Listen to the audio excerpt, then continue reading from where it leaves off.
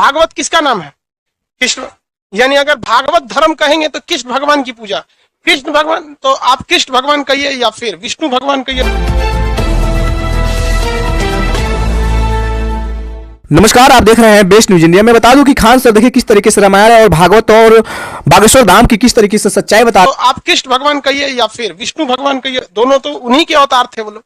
अवतार में क्या 100% इंसान अवतार लेता था? मतलब वो नहीं, विष्णु भगवान के एक अंश थे, वो पूरा 100% नहीं। इसलिए एक ही समय में एक ही भगवान के 2-3 अवतार भी हो सकते हैं। ऐसा नहीं है कि कृष्ण भगवान आए तो मतलब पूरा उनका पावर ऑफ एटर्नी लेके चले आए। पावर ऑफ एटर्नी समझते हैं, उनके बदले में सब काम वही कर देता है। तो विष्णु भगवान के वो क्या थे? एक अंश थे। तो क्या एक ही भगवान एक समय में 2 या 3 जगह अवतार ले सकते हैं कि नहीं ले सकते? ले सकते हो। अवतार में अंश आता है, 100% आ जाएंगे तो अवतार क्या कहलाएगा? अवतरण कहलाएगा ना। वो भाई आप ही आ गए हैं, वो लोग नहीं आता था। लोग बताइए, तो शंकराचार्य जो थे उनके बचपन का नाम क्या था? तो क्या आगे जाके क्या बन गए? शंकराचार्य। शंकराचार्य ने कौन सा मत दिया? अद्वैतवाद। कौन सा मत? अद्वैत। संप्रदाय बताइए, कौन सा संप्रदाय? स्मृति संप्रदाय। चौथी शताब्दी में दिया इन्होंने, 7वीं शताब्दी। इस समय इस्लाम धर्म इंडिया में क्या कर रहा था? एंट्री कर रहा था। शंकराचार्य बहुत भली भांति समझ गए थे कि जिस एक तो बौद्ध धर्म और जैन धर्म का बेहद प्रचार की वजह से वैसे ही लड़खड़ा गया था हिंदू धर्म, तो संगठित करना इनको जरूरी था। इनके मतों को चौथी शताब्दी में चुनौती दी गई। 12वीं शताब्दी में कितने तरह के मत दिए गए? 4। कितने तरह के? 4 तरह के मत दिए गए। क्या द्वैत अद्वैतवाद को रहने दिया गया या अद्वैतवाद को तोड़ दिया गया? तोड़ दिया गया। कौन आए थे? माधवाचार्य। माधवाचार्य ने कौन सा दिया? द्वैतवाद। इनको मानने वाले कौन समाज थे भाई? ब्रह्म समाज। इसके बाद आए निम्बकाचार्य।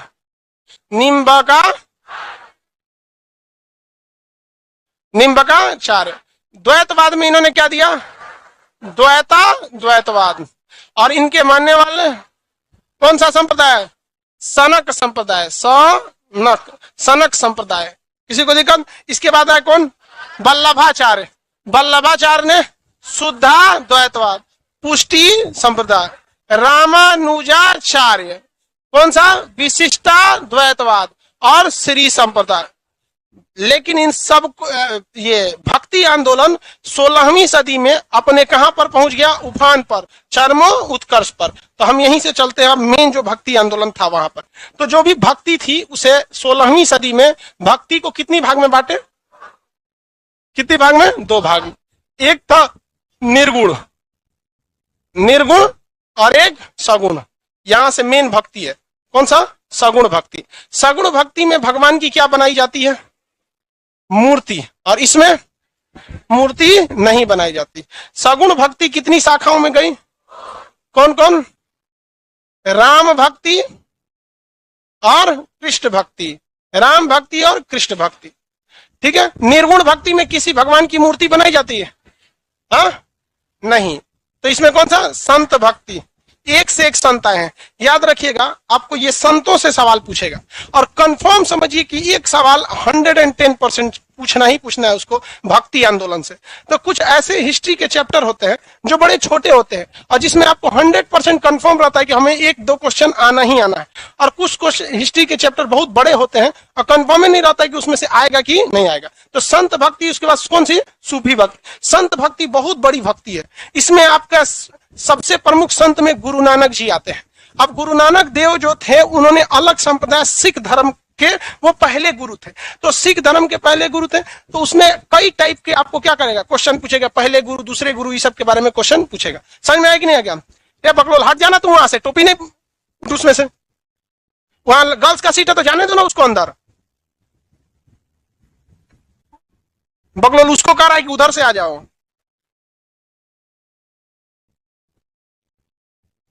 लड़की लोग टाइम से आया कीजिए। असल में आधा सीढ़ियां चढ़ के वहां बैठ जाती है सर, बहुत ऊंचा है भाई। कई को तो आधा के बाद लौट जाती है, बहुत ऊंचा है, कल से आएंगे। देखो इधर, तो हम लोग यहाँ पहले देखते हैं राम भक्ति में। राम भक्ति में 3 प्रमुख भक्त समझिए। एक रामानंद, कौन सी भाषा बोलते थे? हिंदी। रामानंद ने ही भक्ति आंदोलन को दक्षिण से कहां लाया था? उत्तर। बाकी के भक्ति आंदोलन के संत कौन सी भाषा बोलते थे? संस्कृत। तो संस्कृत बाउंस करके चल जाता है। समझ आता है संस्कृत? बहुत कम समझ में आता है। देखिए, हिंदू धर्म के ज्यादातर शास्त्र, ज्यादातर के हर एक शास्त्र संस्कृत में है, लेकिन कोई उसको बहुत अच्छा से समझ नहीं पाता है, एक आम पब्लिक। वही हाल इस्लाम के साथ है। इस्लाम धर्म में ज्यादा जितने भी नियम कानून है अरबी भाषा में, वो भी नहीं समझ पाता है। तो ईसाई सब ने दिमाग लगाया, कहा कि हम लोग को अंग्रेजी आता है, सब सिस्टम अंग्रेजी में कन्वर्ट मार देते हैं। उन लोग का बाइबिल वगैरह ज्यादातर किस में चलाता है? अंग्रेजी में। रियलिटी में देखेंगे तो संस्कृत में आप लोग को गिने चुने श्लोक वगैरह के मतलब पता होंगे, याद तो बहुते होगा नहीं, लेकिन मतलब कम पता रहता है। तो ये रामानंद ने पकड़ लिया इस चीज को, किस संस्कृत से उसको किस भाषा में उपदेश देने लगे? हाँ, हिंदी भाषा में। आज भी आप लोग को गीता के उपदेश सुनाए जाते हैं तो हिंदी में ही बताए जाते होंगे कि मतलब जैसे कृष्ण भगवान से कहा गया कि हम मतलब हमें मार डालिए, तो उन्होंने कहा कि एक काम करो, सुसाइड करने जा रहा था, हमको याद नहीं आ रहा है कौन आदमी सुसाइड करने जा रहा था, तो अर्जुन शायद था, सुसाइड करने जा रहा था। तो उन्होंने कहा कि एक काम कर, तू सुसाइड मत कर, 10 आदमी के भीड़ में जाओ, अपनी खूब प्रशंसा करो। तो कहा इससे क्या होगा, मैंने तो प्रण लिया है कि मैं आत्महत्या कर लूंगा।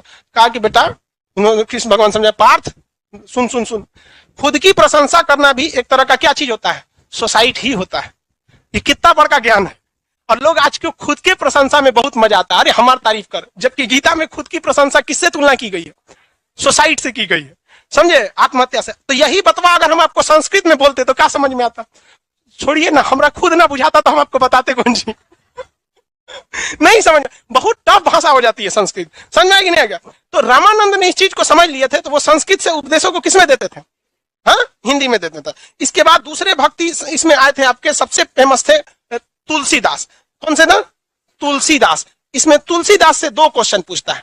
तुलसीदास की प्रमुख रचना सबसे फेमस जो है, तुलसीदास की सबसे प्रमुख रचना कौन सी है? रामचरितमानस। किन्होंने लिखा है? तुलसीदास। तो जिससे स्पष्ट पता चलता है ये किससे रिलेटेड थे? राम भक्ति से। किससे रिलेटेड थे? राम भक्ति से रिलेटेड थे।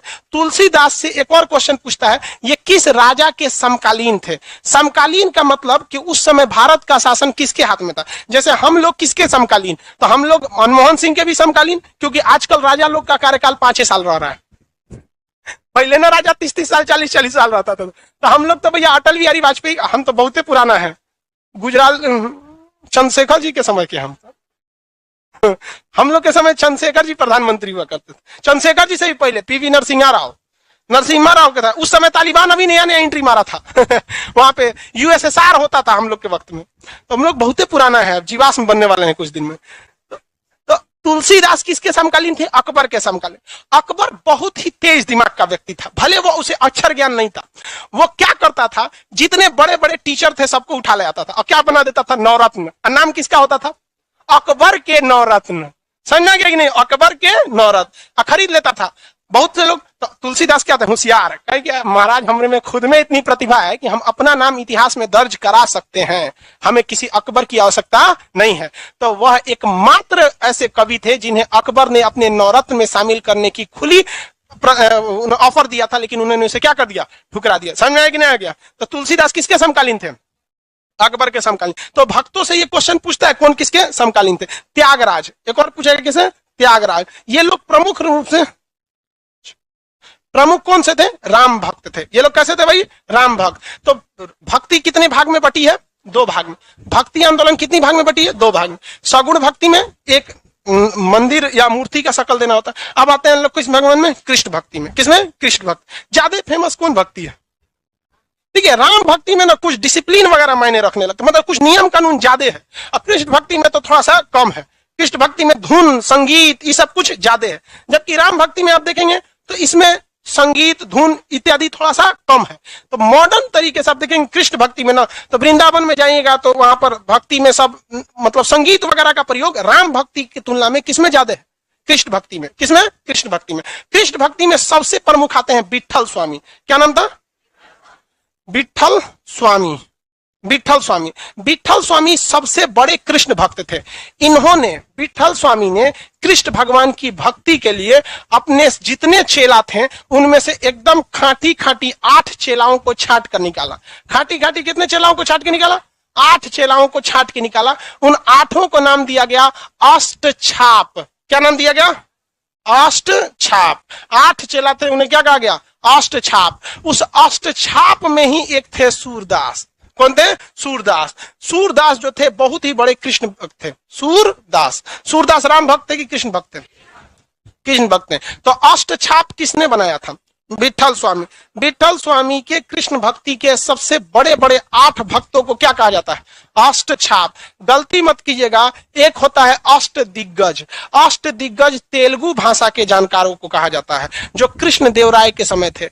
अष्ट प्रधान अभी पढ़ाएंगे आपको, शिवाजी के मंत्रियों को क्या कहा जाता था? अष्ट प्रधान। तो ऐसे कंफ्यूजन में नहीं होना है। ये क्या चीज है भैया? अष्टछाप। किस भगवान के लिए? कृष्ण भगवान के लिए। इसके अलावा कृष्ण भगवान की भक्ति में मीराबाई का नाम बहुत फेमस आता है। किसका? मीराबाई। हालांकि ऐसे जिस तरह से मीराबाई की रचनाएं हैं, तो ऐसा लगता है कि जैसे मीराबाई कृष्ण भगवान के समकालीन हो।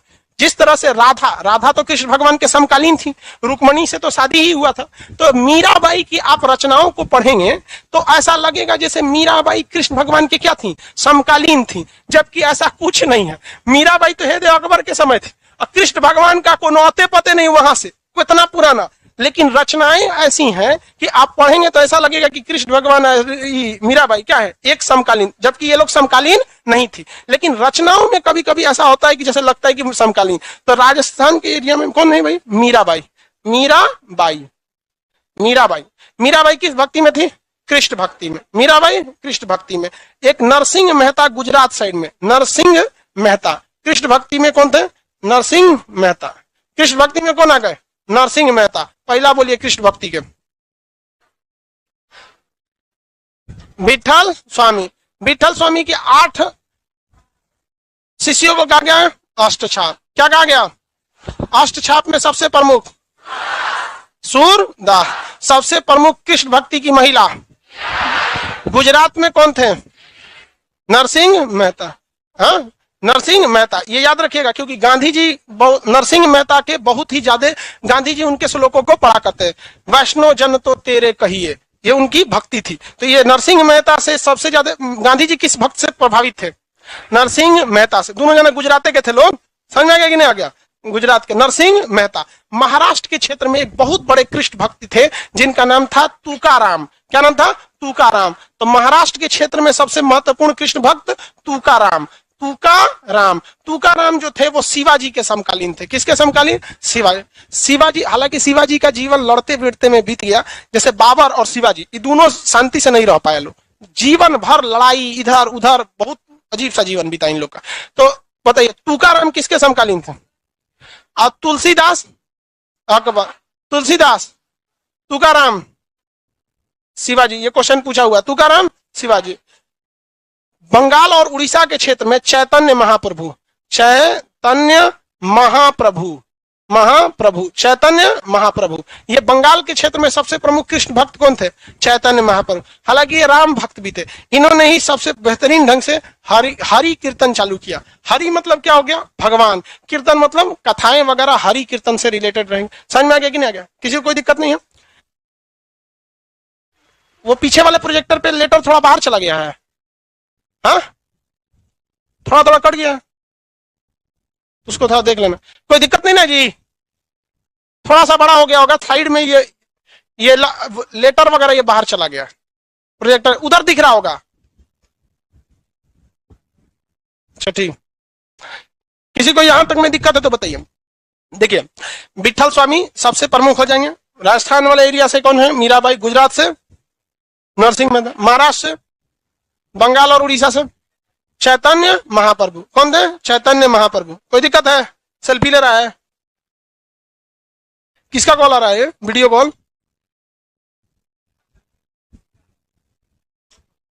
पापा का कॉल था। तो पकड़ा जाएगा तो नंबर 1 यहां लिख देंगे हम, फिर वो पूरे भारत की संपत्ति हो जाएगा।